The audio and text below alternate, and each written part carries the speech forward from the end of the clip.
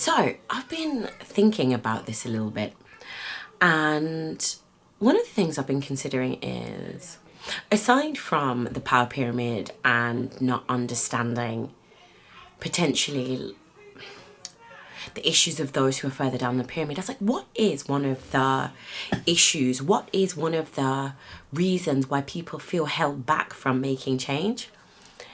And in many cases, I feel like it comes down to semantics. And it's two words, right? The word activism versus the word changemaker. And in many cases, the changes that are required within the corporate framework are change-making positions. They are defining and redefining the corporate world. They're redefining how we all exist. They're redefining how we work with each other. They're redefining those who sit at the top. And in the most extreme cases, the word activism is often bandied about. But I think activism is a word that people have a negative relationship with, thus not feeling comfortable embracing words like racial equity, gender equality, gender equity, because they almost feel like there is an aggression to it, when actually there is no difference between a change maker and an activist in terms of what they're trying to achieve, because what they're trying to achieve is radically or revolutionizing the system as it is for the betterment, the positive betterment of those who are oppressed. But I think the thought of anything being activism is what makes people feel like, I don't want to get involved. Activism, that's not my scene.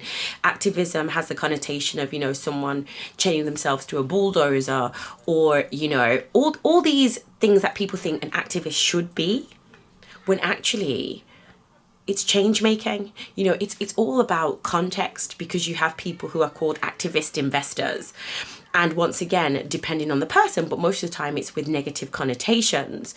But you can use the same word, restructuring, innovation, change making, and it becomes more acceptable.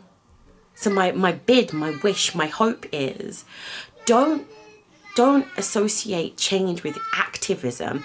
Associate change with rejigging, revolutionizing the system to get to a point of equity,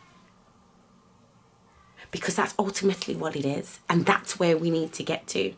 And this is a significant change.